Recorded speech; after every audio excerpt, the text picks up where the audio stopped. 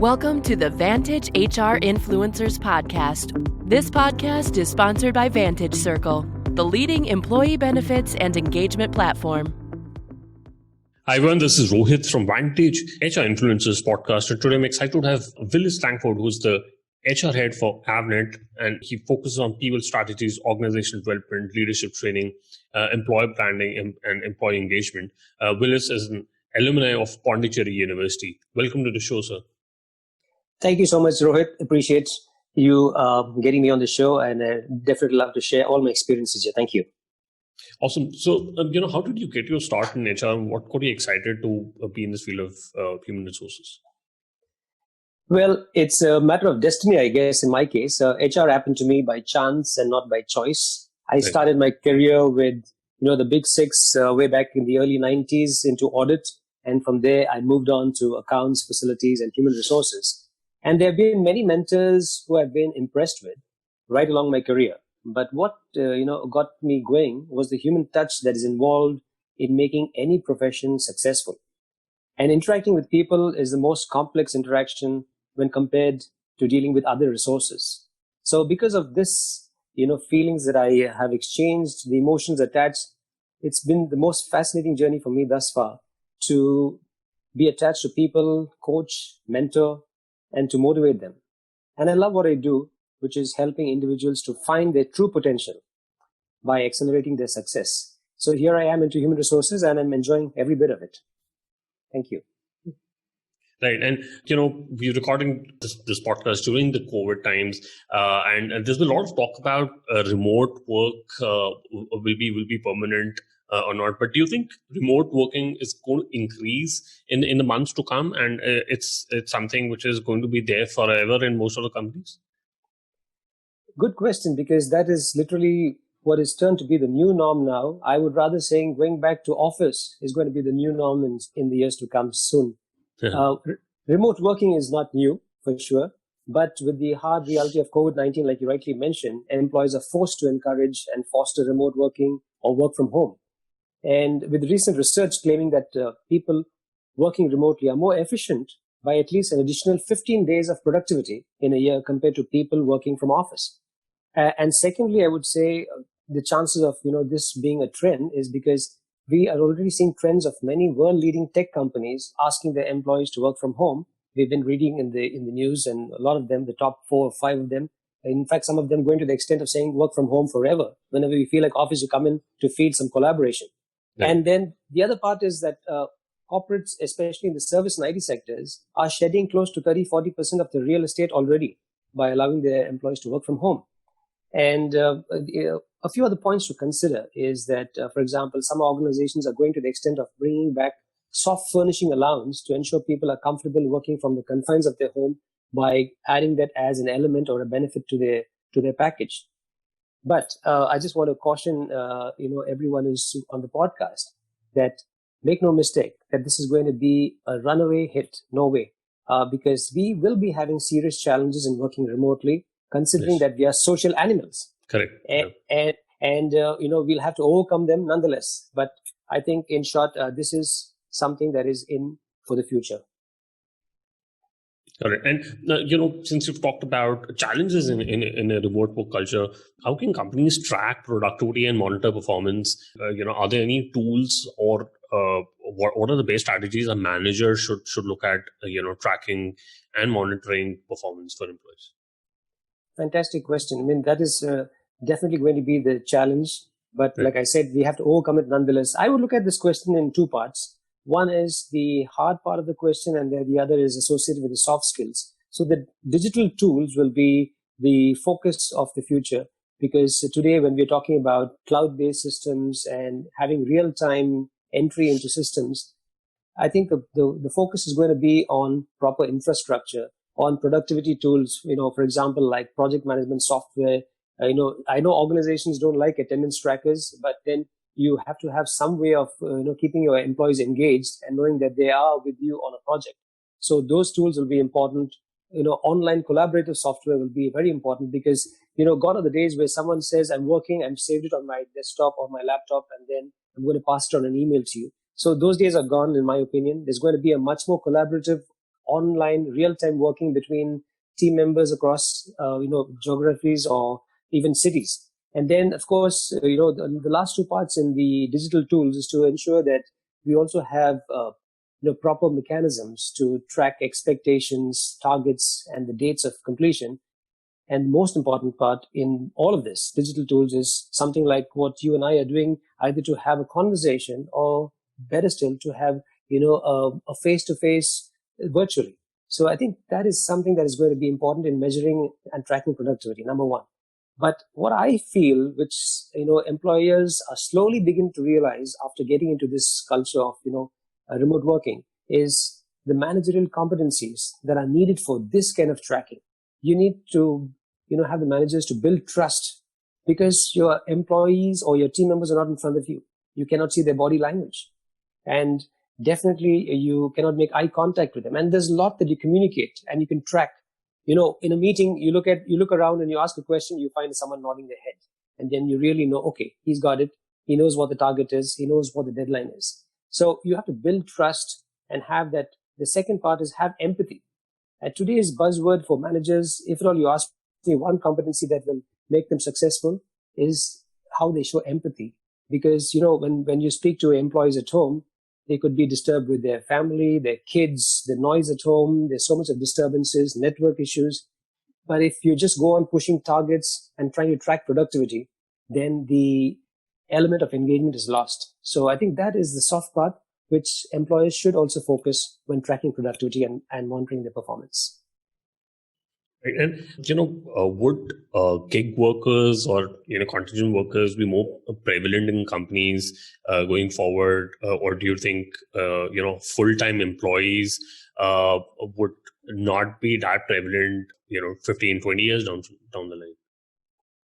Well, what companies talked about in the early years of, project workers or contingent workers, or in a way, we've been seeing this in the unorganized sector in the decades gone by, such as, piecemeal workers or something like that.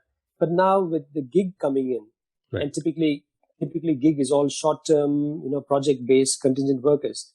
Employers are already faced with increased challenges due to fast technological advancements and changes in workforce demographics. So this is the backdrop on which I would like to answer this question, because, the employers have also realized that overnight things could change. Technologies don't have a long lifeline and a lifetime of, say, 5 years, 6 years, 8 years. It could change overnight. So you need to have employees who are equipped with these kind of techniques and skills and competencies that could take them along.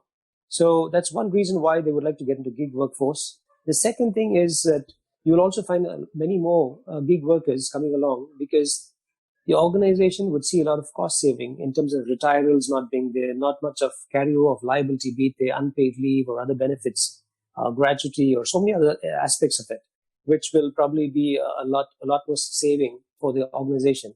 And today, it is a lot more feasible due to digitization. Whereas in the earlier years, digitization was not much, and then not many could think of gig workers, where you could have continuity of work. People transfer their IP from one to the other so easily because it was in the office. But now everything is on cloud, everything is remote, they're connected. So it's a lot more easier. And there are a few aspects I would like to bring in here. Even while we're talking about gig economy and workers, right, I think there are a few things that will fundamentally change the spectrum of human resources. In the early years, it was probably loyalty that was a lot more important. But I think with gig economy kicking in, you'll have employees to be more, needed to be more adaptable to change, be more dexterous so that they can take upon any challenges, new technologies. And with this, what will happen? People may not stay for long, because skills may be needed for a short term only, for a short project, 6 months, 1 year, and they'll move on. So that kind of loyalty, so to say, will not be an imbibed characteristic in an employee going forward, is what I see. And that could be sometimes a different way of looking at it from the past. Let me give you a small example. If you look at the pandemic that we are in, and like you rightly said, you probably would see a lot more growing.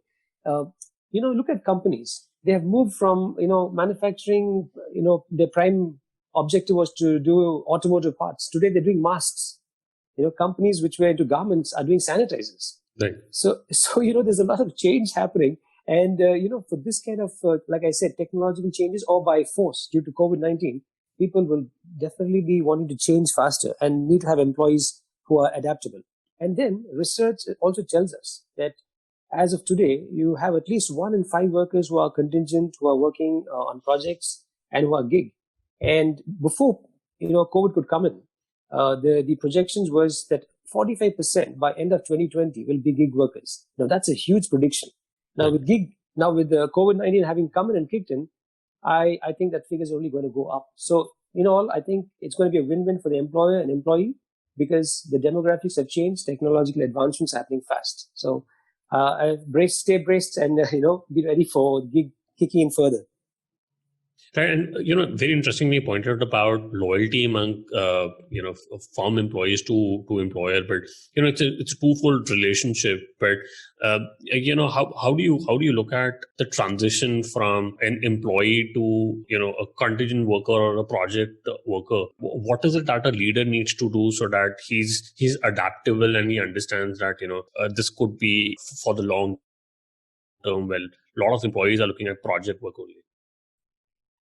Well, I think a good question, because one of the areas that employees need to do is, how do they really transform their career? How do they really take care of it? Because gone are the days where it's going to be a one-size-fit-all kind of a situation, be it from the employer or from the employee standpoint. Earlier you would have probably, someone in the human resources say, okay, there's a session happening and on, for example, decision making. Those who want to come in. Now that's going to be changed. It's going to be very, very, hand-picked, custom-built, customized to whatever the needs of the hour is. That's from the employee standpoint. In the employee standpoint, I think there's going to be, I'm going to give you a broad assumption that there's going to be only a long-term development plan, because, short-term, everyone is going to be ready for what the changes are. Let me give you a couple of examples here. When we talk about the present day learning, we're talking about, the blended learning of the 70-20-10 approach, whereas you learn from your experiences, 70%, 20% from your mentors and others, and 10% only from formal classroom learning. Now that is a big statement to make in the modern era, because when you're talking about career development and how do they manage from shifting from a normal, process of being an employee to a project worker, I think you're talking about being self-independent and being self-reliant on what you can learn all the time. And one of the things that has also changed in the future of work is that earlier knowledge was power. Right. Now it is lifelong learning is power. Correct. So these the new generation, or the people who are looking out for jobs and are skeptical whether gig will work or not.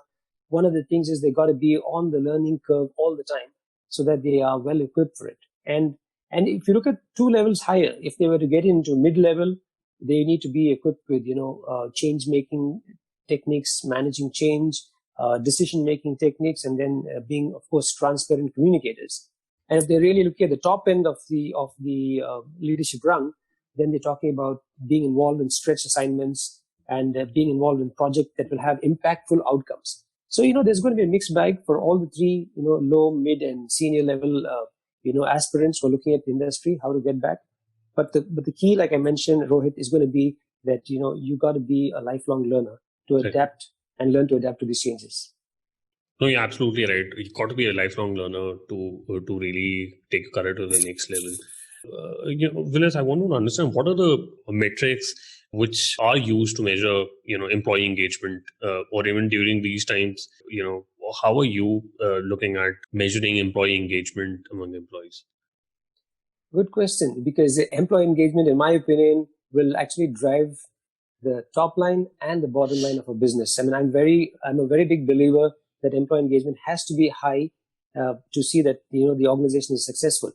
So I look at it in many ways, and today we are talking about a data-driven economy. Everything is data analytics. So when you have so many data points, I would like to look at it from the conventional way as well as from a little modern way, where you're looking at the behaviors as well. So let me start with the conventional way. You look at, for example, statistics on delayed projects. You can look at statistics on leave availed. You can look at statistics on, whether they are available, how often they are available on your first call for a particular meeting, a project. you really sense how interested they are. Sorry. And then, and then you look at it, for example, what are the retention rates like, and how are they being involved in ideas and ideating different concepts at a meeting. Now, these are all the conventional ways, but you use it with data points and data analytics to gauge how engaged they are, number one. And number two is, you have obviously the other part, which is more generic in nature. You have the engagement pulse surveys, you have happiness index surveys done. And, quite frankly, Rohit, I must tell you that in the modern world, though some may feel it an infringement on privacy, but I noticed that quite a few companies are getting into this, technology of using moodometers. They have cameras at the entrance. There's no more biometric. There's no more, scanners. There's face recognition, and that opens a door. At the same time, there's someone sitting there and gets a report across the company, a click of a button. What were their moods like? And that really, transforms whether they're happy, not so happy. So imagine getting a moodometer index on a Monday morning. Wow. Is he as happy as Friday evening? So that is another sign of telling you this. Now, the point is, how do you do it in a virtual world? We'll come to that a little later. But then you have other areas as well, which is external.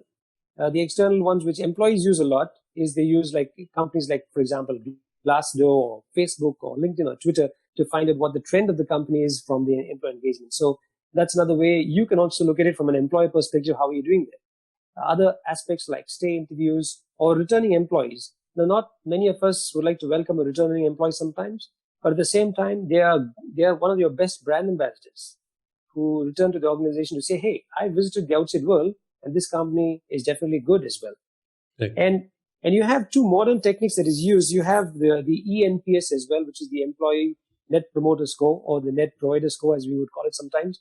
And it's just based on one simple question, which is asked and rated on a scale of 1 to 10. How likely is it that you would recommend working at a company, for example, to a friend or a colleague? And then you find out the detractors, if they are from 0 to 6. You find out the passive folks who are rated 7 and 8, and the others who are happy and really thrilled who rate you 9 and 10, who are called the promoters. And then, of course, you use the NPS formula to derive. So that's another mathematical way you can do it. But I think, Rohit, what I want to, really impress upon for those listening to this podcast is, end of the day, we are dealing with human resources. Yeah. And I would like to go back to the age-old Maslow's hierarchy of needs. It all ends there. You're looking at the physiological needs, the safety needs, the love, the esteem, the self-actualization, basically to say, hey, you're wanted, you're valued. So, because employee engagement is not something very mathematical we can measure, but these are the many ways that one can definitely try. And we have seen success. I've seen success in doing this in the past as well. Okay. It's very when you're working physically with other employees, it's easy to identify high performers. Do you think all roles should be more outcome based so that high performers can be identified easily, especially in a remote setup where everybody is working remotely and they could have employees would have different moods and all. So my question is, should all roles be now more outcome based, and how does a leader really identify and build these high performers in a very systematic way? Wow. This is a loaded question. I must say it's $1 million question, Rohit. Because engagement, as you hit the nail on the head, engagement is really easy and good to measure when you are in face-to-face situations. But when you, especially in today's world, when you are more like in a remote engagement, then it becomes all the more tougher and challenging. However, it's not rocket science that we cannot measure. And then the second part of it is, yes, when the people more vocal, if they're more outgoing, would that kind of measure up more in terms of engagement? I think that's a mixed bag as well. So let me answer both of these. I think one of the areas that you have in today's world to keep your employee engaged, workforce right through with you is communication. I think one of the key areas is that if you get your senior leadership to communicate and to let them know that, that they are part of the entire goal of the organization, that's going to be a big message that is going to, make them feel impressed upon and feel happy. The second one was, again, down the line from the manager. And then the last one is, even from peers, to make sure that they're very collaborative. They can use various tools. First of all, let me see how they engage with each other. It could be Slack, it could be Google Hangouts, whatever it is. they can probably still engage with each other. But the key is, you need to empower them in a remote way, which will still make them successful. And like you rightly said, now there's someone who can voice their opinion more, get recognized, someone who is more docile or, quiet. Would he lose out on things? Well, the reality of virtual working is this, that everyone has got to make their presence felt through the virtual means that they have in their hands. So let me give you an example how the organization can make it happen. Right. So for example, if you have a project, in conventional times, you have one project manager leading the project probably almost start to finish. But in the new trend under virtual working, when you have a rotational head or a rotational lead, that empowers the entire team and they feel connected. Now, it doesn't mean to say that there's one only who voiced his opinion, he became the lead, but now you've got someone else also who is kind of lighter on his and be an introvert or whatever it is, and he has an opportunity now to lead. Now you're going to do two things. You're going to empower him, and two, you're going to also make this person feel wanted and valued, that he's taken the lead. So I think this is one key area which I see it's working very well in organizations that have tried it. I've done it myself. The power of getting engagement high is in one of these areas because you empower them in the first sense. The second thing is, you can do a lot of generic things as well, which organizations are doing today. They have online learning contests, they have sharing online, they have virtual meetings for business as well as they have virtual meetings for fun. I've seen in the recent past, many organizations have gone into team building activities like online yoga or Zumba or having quiz, sing-alongs, fitness, online gaming. There's so many. So these are other ways where you can get people who voice their opinion as well as the ones who are potentially good but are not kind of extroverts who can still be part of this and show their prowess by participating in this. And one key, which I've heard of one of the organizations in the recent past, Rohit, very interesting. They have actually had their celebrations of the month end or the awards with actually inviting everyone from the family to sit in front of the, on this call, and everyone is watching it. And believe it or not, even the CEO was dancing with his kids, and that gave the feeling of, oneness to the other members of the family, and the employees. So that became very, very transparent and open.